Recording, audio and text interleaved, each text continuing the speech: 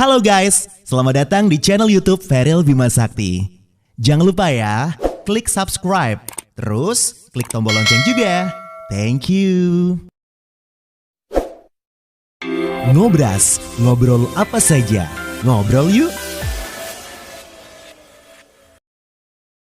Teman-teman, apa kabar semuanya? Semoga sehat dan yang jelas ketemu lagi bareng Feryl di YouTube Feryl Bima Sakti dan juga pastinya di podcast di Spotify Feryl Bima Sakti Podcast. Dan yang spesial di Ngobras ngobrol apa saja kali ini ada teman aku Ahmad Fikri Ghazali Sarjana Psikologi. Ini sudah lulus S1-nya di UGM. Iya. Dan saat ini sedang menempuh Magister Profesi Psikologi Klinis. Oke, di UII ya. Di UII. Dan thank you banget Fikri sudah meluangkan waktu untuk ngobrol-ngobrol mengenai kesehatan mental. Yep, sama-sama. Nanti kita juga akan bahas buat yang sudah mengirimkan pertanyaan, curhatan juga. Dan ada beberapa yang ini cukup banyak juga yang masuk lewat Instagram @FerylBimaSakti dan juga Facebook Feryl Bima Sakti. Kita ngomongin dulu masalah kesehatan mental. Okay. Apakah memang orang-orang yang kelihatannya baik-baik saja, happy, banyak bergaul, itu mentalnya nggak sehat? Bisa jadi dong. Bisa jadi ya? Bisa jadi. Oke, bisa jadi. Jadi kita bakal tahu apa sebenarnya ciri-ciri orang yang itu sehat mentalnya. Oke. Sebelum kita masuk apa itu kesehatan mental, kita tuh perlu ngerti dulu apa itu definisi dari kesehatan. Gitu. Oke. Kesehatan itu kan dibagi jadi empat aspek penting yang harus ada dalam seorang diri individu manusia, gitu kan. Yang pertama tuh ya ada aspek dari kesehatan fisik, gitu kan. Yang kedua ada aspek dari kesehatan mental. Yang ketiga adalah aspek kesehatan sosial dan yang keempat adalah aspek kesehatan dari apa? Spiritual. Nah, itu yang penting. Ya, itu dia tadi 4 hal ya kesehatan. Nah, kalau kesehatan mental apa saja yang harus dimiliki orang tersebut atau saya misalnya bisa dikatakan sehat mentalnya? Oke, kalau kesehatan mental tadi itu kalau menurut WHO sendiri ya, definisinya adalah kesejahteraan di mana individu mampu mengerti, memahami tentang potensi dirinya. Pertama potensi diri. Dirinya, pertama. Yang kedua adalah mampu memelihara atau memanage tekanan-tekanan yang ada dalam dirinya. Itu. Yang ketiga adalah dia tuh mampu berproduksi atau bermanfaat. Entah itu buat dirinya, entah itu buat orang lain. Gitu loh. Yang keempat adalah berkontribusi pada masyarakat. Itu dia dari 4 aspek yang bisa dikatakan orang tersebut tuh sehat mentalnya. Kita bahas dari yang pertama dulu tadi. Yang pertama apa tadi? Potensi diri. Oh ya, memahami potensi diri. Jadi kalau misalnya, apakah memang ada orang yang dia tuh nggak tahu potensi dirinya itu sebenarnya apa? Ada. Oh ada ya? Ada banyak. Ada banyak orang ya? Ada banyak orang. Jadi kita harus tahu dulu ya potensi kamu tuh apa? Apakah kamu suka menyanyi, menari, atau apalagi misalnya? MC. Kayaknya dia semua nih. Ya sejauh-jauh kan. Jadi memang yang pertama adalah harus tahu potensi dirinya ya. Iya, potensi diri. Yang kedua? Jadi gini, potensi diri kan kalau kita bicara tentang kasus kasus yang nyata aja ya. Gitu kan. Ada kasus di mana orang itu datang, saya kan udah pernah, saya praktek kan. Nah, dulu kan saya 6 bulan itu praktek dan ada orang yang datang ke poli itu untuk bertanya tentang Mas, saya tuh harus gimana sih? Terus aku tanya, Anda itu sekarang SMA, SMP atau apa gitu? Saya SMA. Udah mau lulus? Iya. Lah itu masalahnya. Saya nggak ngerti mau jadi apa ntar. Gitu. Jadi sampai usia SMA pun dia masih belum tahu sebenarnya potensinya tuh apa.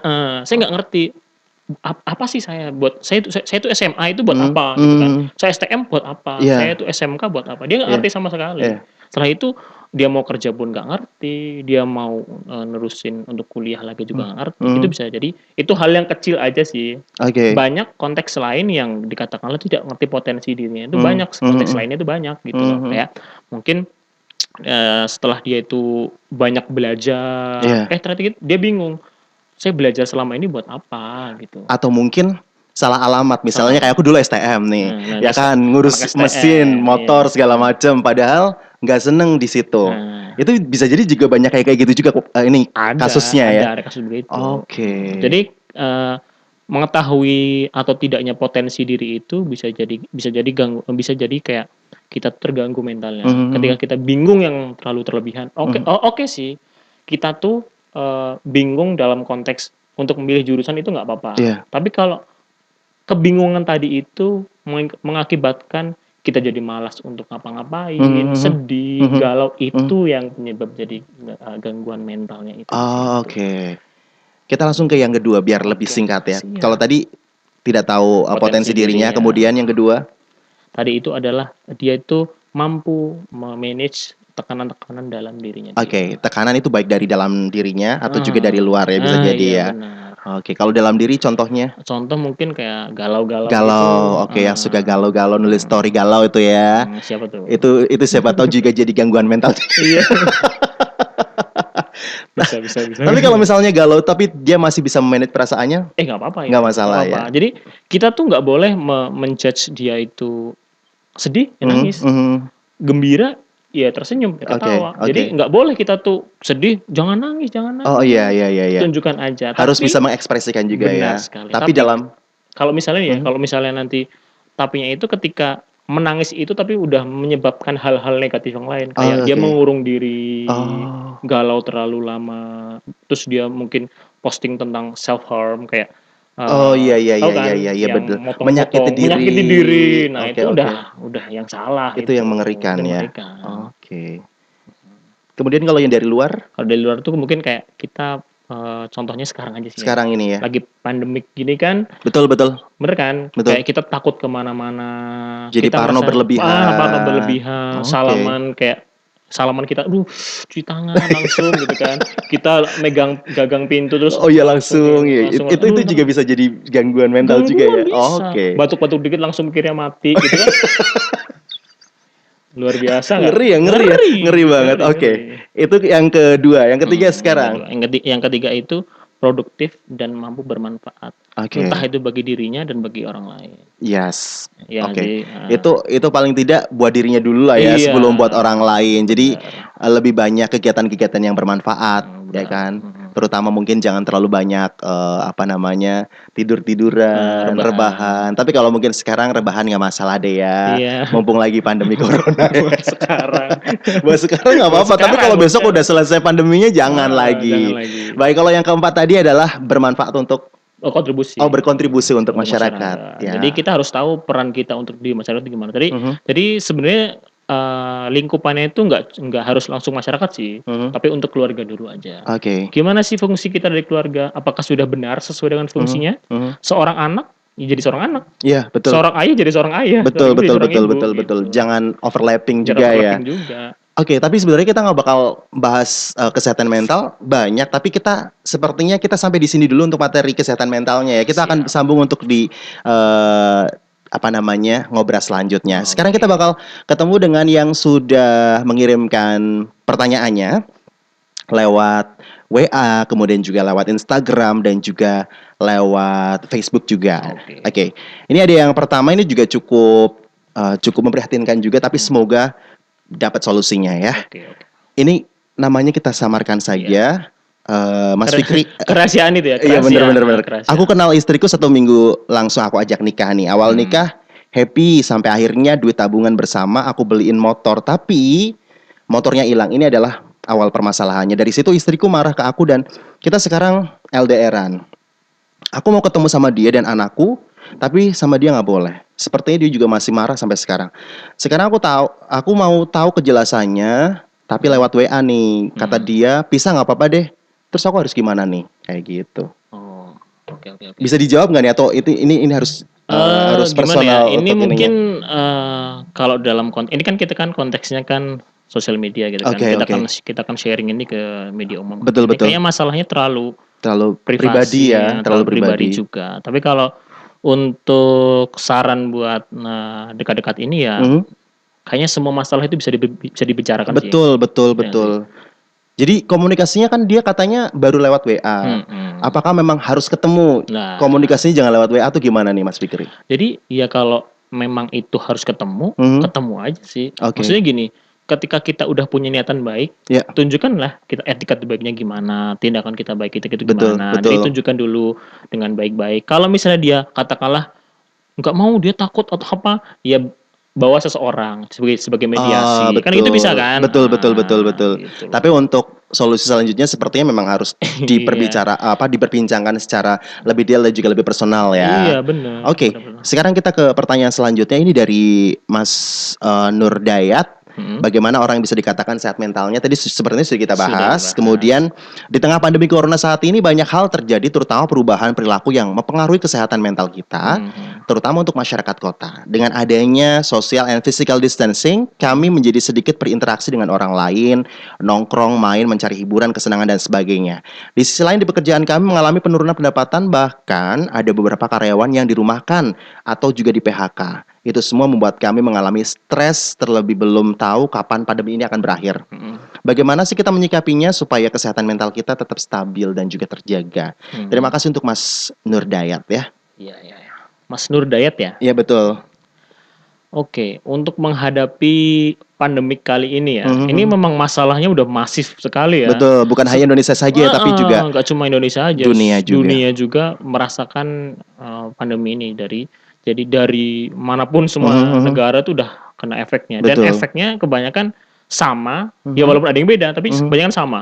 Kebanyakan tuh butuh makanan, pendapatan berkurang, gitu kan. Dan kalau untuk cara menghadapinya saat ini ya jelas kita tetap stay positif aja sih ya. Pertama sekarang pemerintah sudah mengeluarkan beberapa peraturan yang harus dituruti kan. Jelas kita turutin dulu peraturannya, kan, karena itu memang adalah dasar untuk kita bisa melakukan kegiatan sehari-hari gitu kan. Kalau diwajibkan untuk memakai masker, pakailah masker.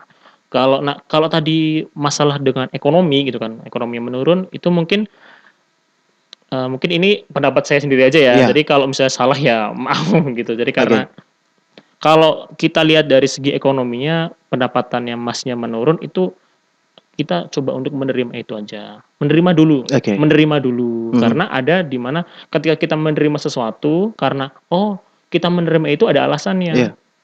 Alasannya itu karena kondisi sedang carut marut seperti ini. Betul. Bukan hanya kita saja yang terkena imbasnya, tapi juga banyak orang yang sama nasibnya juga ya. Kita merasa bahwa kalau kita menerima hal itu, insya Allah kita jadi akan lebih bersyukur gitu loh. Betul. Sekarang saya masih bisa makan nih gitu. Banyak orang yang belum bisa makan. Banyak orang yang katakanlah ya maaf nih, yang sudah kena corona itu nggak bisa ngapa-ngapain sama sekali. Betul. Apalagi kota-kota yang udah benar-benar di lockdown dan nggak bisa keluar.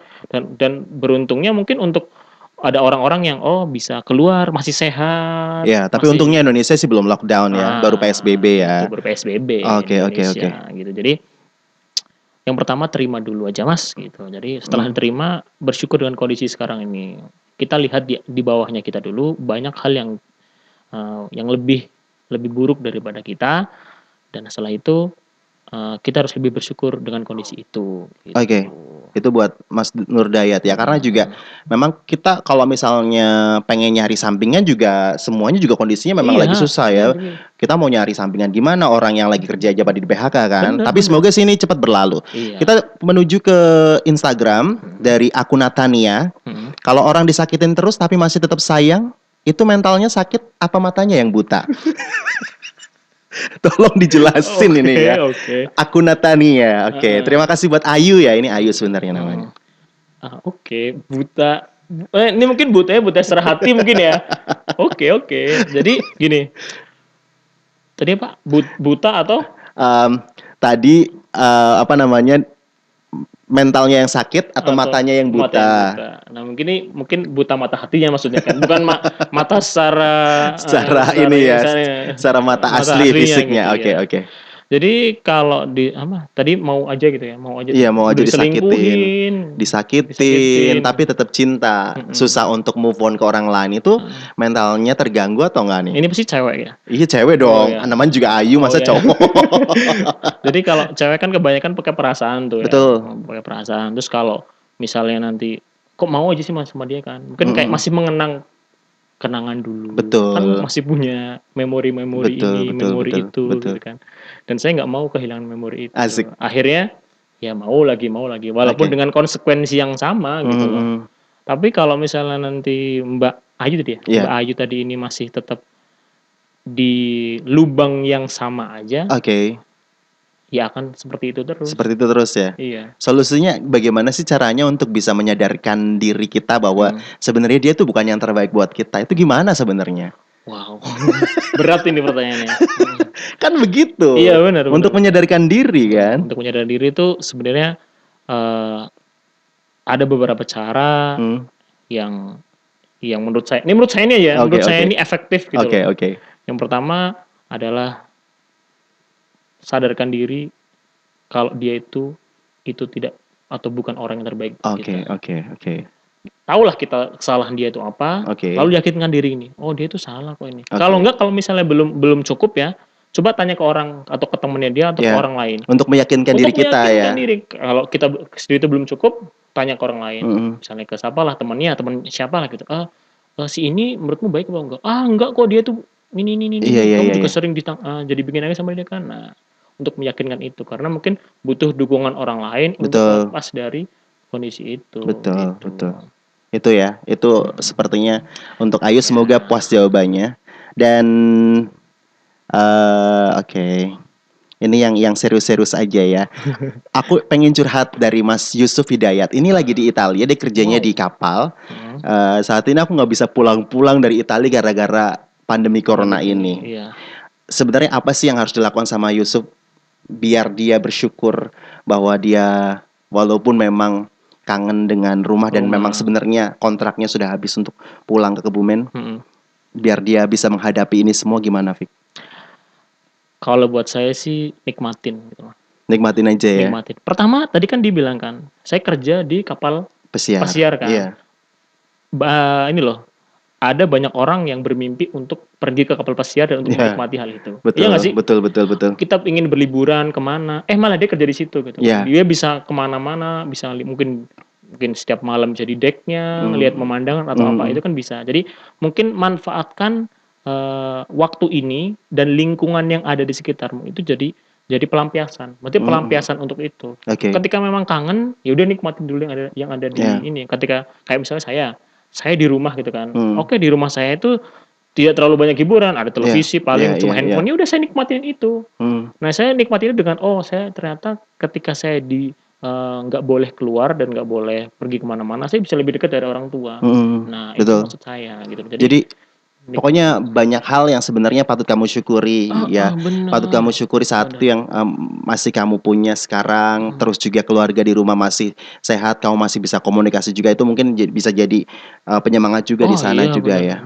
Buat Yusuf semoga sih semua ini bisa segera berakhir, kontraknya selesai, itu juga bisa kembali ke Kebumen juga ya, dan kita bisa bikin konten untuk makan-makan. Dia suka bikin makan-makan juga soalnya. Boleh tuh. Kemudian nih dari Mbak Sri, mau curhat. Intinya gini, gimana sih caranya bikin temen biar nggak hutang lagi ke kita? Wow. Biar dia kapok gitu utang sama kita. Mungkin dia udah bosen banget kali diutangin terus. Kalau orang utang itu pasti ada pelaku dan korban ya. Betul. Katakanlah aku ngutang ke Feril nih, misalnya. Aku kan pelakunya nih yang korbannya Feril lah. Jadi tapi dimulai dulu dari si korbannya dulu. Sadari dulu dong kalau misalnya itu nggak baik. Katakanlah kita nggak enak. Kita kan pasti selalu beralasan bahwa nggak enak lah. Iya, pertama nggak enak, kemudian yang kedua nggak tega. Orangnya pasti yang suka ngutang itu orangnya nggak tegaan. Itu gimana tuh biar sadar diri, kita nggak bisa gini terus dong. Kita nyari duit susah, diutangin, dia ditagih susah. Berani bilang nggak sama orangnya?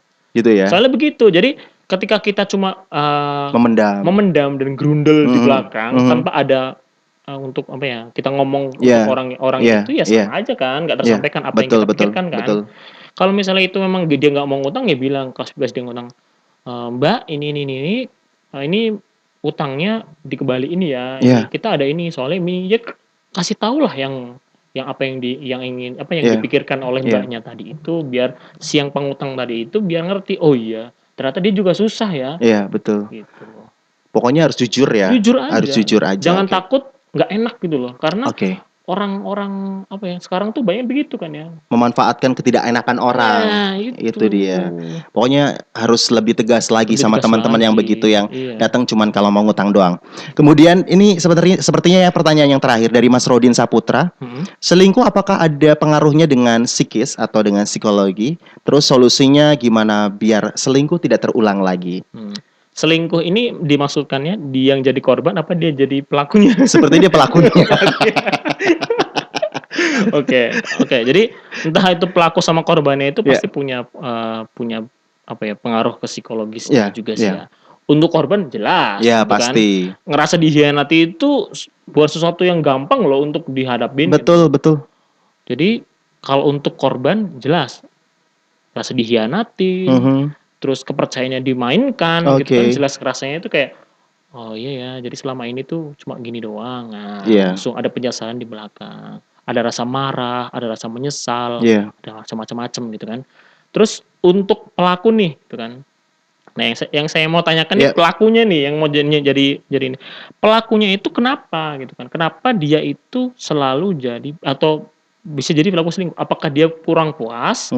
Apakah dia tuh mencari pelampiasan yang lain? Apakah ada perilaku yang kurang baik dari si korban kepada dia, makanya dia memilih untuk berselingkuh atau apa gitu kan? Ataukah memang karena dia gatel? Itu dia ya. Itu juga memang harus dikasih tahu ya penyebab utamanya sebenarnya dia selingkuh kan pasti macam-macam kan. Dan untuk solusinya atau cara untuk mengatasi hal tersebut juga sesuai dengan yang dia alami kan. Iya benar. Jadi kasusnya beda-beda ya. Beda-beda. Oke, pokoknya harus tahu dulu nih kira-kira selingkuhnya kenapa? Apakah kamu memang gatel atau memang kamu kurang srek sama pasangan kamu sekarang atau apa gitu ya. Iya, harus cari tahu dulu. Betul. Permasalahannya. Yes, dan ini juga durasinya udah cukup panjang juga. Thank you buat Fikri yang sudah meluangkan waktu untuk kita ngobrol di ngobrol apa saja di channel YouTube Feryl Bima Sakti dan juga di podcast Feryl Bima Sakti Podcast. Yang jelas kita next time semoga kita bisa ngobrol lagi dan juga melanjutkan materi tentang kesehatan mental ya. Thank you juga buat kamu yang sudah nanya-nanya dan juga yang belum nanya silahkan bisa tanyakan lagi. Next time kita bisa ngobrol lagi sama Fikri. Dan yang jelas juga jangan lupa subscribe, kemudian komentar, like dan juga bagikan ke teman-teman kamu. Thank you dan bye-bye.